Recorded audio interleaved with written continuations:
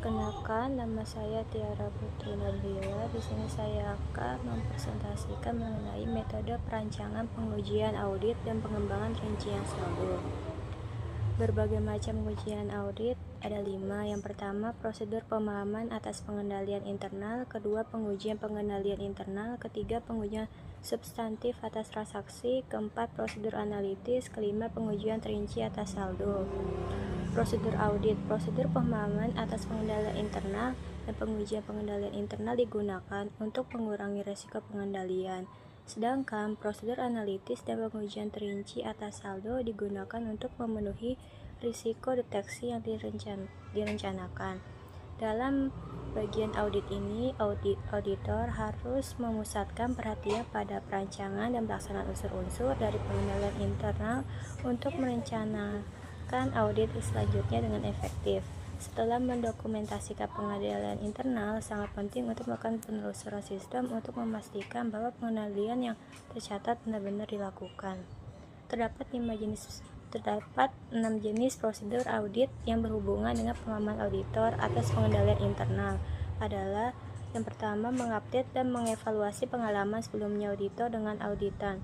Kedua, melakukan wawancara dengan pegawai auditan. Ketiga, membaca manual, sistem, dan kebijakan auditan. Keempat, memeriksa dokumen-dokumen dan catatan-catatan. Kelima, mengamati kegiatan dan operasi auditan. Keenam, pengujian pengendalian. Pengujian pengendalian internal. Fungsi utama dari pemahaman auditor terhadap pengendalian internal adalah untuk memperkirakan risiko pengendalian dalam setiap tujuan audit berkaitan transaksi. Contohnya adalah memperkirakan tujuan ketepatan untuk transaksi pendapatan adalah lemah dan untuk tujuan eksistensi adalah sedang. Pengujian pengendalian dilakukan untuk menentukan kelayakan dari rancangan dan efektivitas operasi dari pengendalian internal khusus. Pengendalian internal ini dapat dengan cara manual atau terotomatisasi. Pengujian pengendalian mencakup prosedur-prosedur audit di bawah ini. Yang pertama, melakukan wawancara dengan pegawai yang tepat. Kedua, memeriksa dokumen, catatan-catatan, dan laporan-laporan. Ketiga, mengamati kegiatan-kegiatan pengendalian. Keempat, melaksanakan kembali prosedur auditan. Pengujian substantif. Pengujian substantif adalah prosedur-prosedur audit yang didesain untuk menguji kesalahan dalam nilai rupiah yang mempengaruhi langsung kebenaran dari saldo-saldo dalam laporan keuangan. Salah saji seperti itu adalah indikasi yang jelas dari salah saji dari akun-akun. Terdapat 3 macam pengujian substantif, yaitu pengujian substantif atas transaksi, prosedur analitis, dan pengujian terinci atas saldo. Ada 8 prosedur untuk melaksanakan pengujian substantif, yaitu: yang pertama, pengajuan pertanyaan kepada para karyawan berkaitan dengan kinerja tugas mereka. Kedua, pengamatan atau observasi terhadap personil dalam melaksanakan tugas mereka. Ketiga, menginspeksi dokumen dan catatan. Keempat, melakukan perhitungan kembali. Kelima, konfirmasi. Keenam, analisis. 7, pengusutan. 8, penelusuran. Tujuan dari pengujian substantif atas transaksi adalah untuk menentukan apakah semua tujuan audit berkaitan dengan transaksi telah terpenuhi untuk setiap kelas transaksi.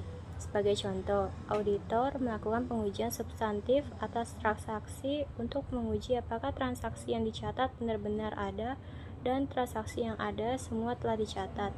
Auditor juga melakukan pengujian ini untuk menentukan apakah transaksi belanja telah dicatat dengan benar. Transaksi belanja telah dicatat pada periode laporan yang tepat. Belanja telah diklasifikasikan dengan benar dalam neraca, dan apakah belanja telah diikhtisarkan dan diposting dengan benar ke buku besar. Jika auditor merasa yakin bahwa transaksi-transaksi telah dicatat dan diposting dengan benar, auditor dapat meyakini bahwa jumlah dalam buku besar juga benar. Prosedur analitis mencakup perbandingan-perbandingan dari jumlah-jumlah yang dicatat dengan jumlah yang diharapkan yang disusun oleh auditor. Biasanya juga prosedur analitis mencakup perhitungan rasio-rasio oleh auditor yang membandingkan dengan risiko tahun lalu dan data lain yang berhubungan.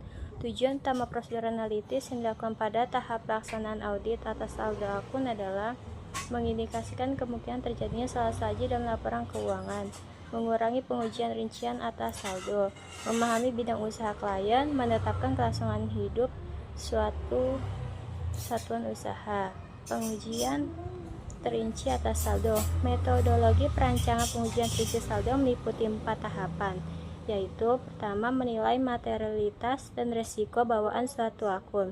Kedua, menetapkan resiko pengendalian. Ketiga, merancang pengujian transaksi dan prosedur analitis. Keempat, merancang pengujian detail saldo untuk memenuhi setiap tujuan spesifik audit secara memuaskan. Pengujian terinci atas saldo memusatkan perhatian atas saldo-saldo akhir buku besar untuk laporan realisasi pendapatan dan belanja serta neraca. Contoh dari pengujian terinci atas saldo termasuk konfirmasi untuk saldo piutang, pemeriksaan fisik persediaan, dan pemeriksaan kontrak untuk dengan pihak lain. Pengujian terinci atas saldo ini adalah penting karena bukti biasanya diperoleh dari sumber yang independen sehingga dapat diandalkan. Hampir sama halnya dengan pengujian atas transaksi, pengujian rincian saldo harus dilakukan dengan memenuhi semua tujuan audit yang berkaitan dengan saldo bagi masing-masing akun yang signifikan. Pengujian atas saldo akun juga sangat penting karena bukti-bukti biasa diperoleh dari sumber independen dengan tingkat keyakinan yang lebih tinggi. Luas dari pengujian terinci atas saldo bergantung dari hasil pengujian pengendalian internal, pengujian substantif atas transaksi, dan prosedur analitis untuk akun tersebut. Pengujian terinci atas saldo memiliki tujuan untuk menetapkan kebenaran jumlah uang dari akun-akun yang berhubungan, sehingga dapat dikatakan sebagai pengujian substantif. Pengujian rincian saldo juga dapat membantu dalam menetapkan kebenaran moneter akun-akun yang berhubungan, sehingga dianggap sebagai pengujian substantif. Sebagai contoh, konfirmasi untuk pengujian atas salah saji ada pengujian substantif dan perhitungan kas juga ada pengujian substantif.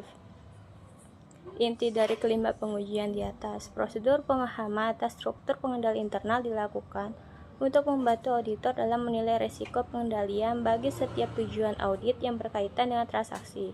Pengujian pengendalian akan membantu auditor dalam mengevaluasi apakah pengendalian atas transaksi sudah cukup efektif guna mendukung pengurangan penilaian risiko pengendalian sehingga mengurangi pengujian substantif serta menjadi dasar laporan auditor dalam hal penetapan pengendalian internal auditan.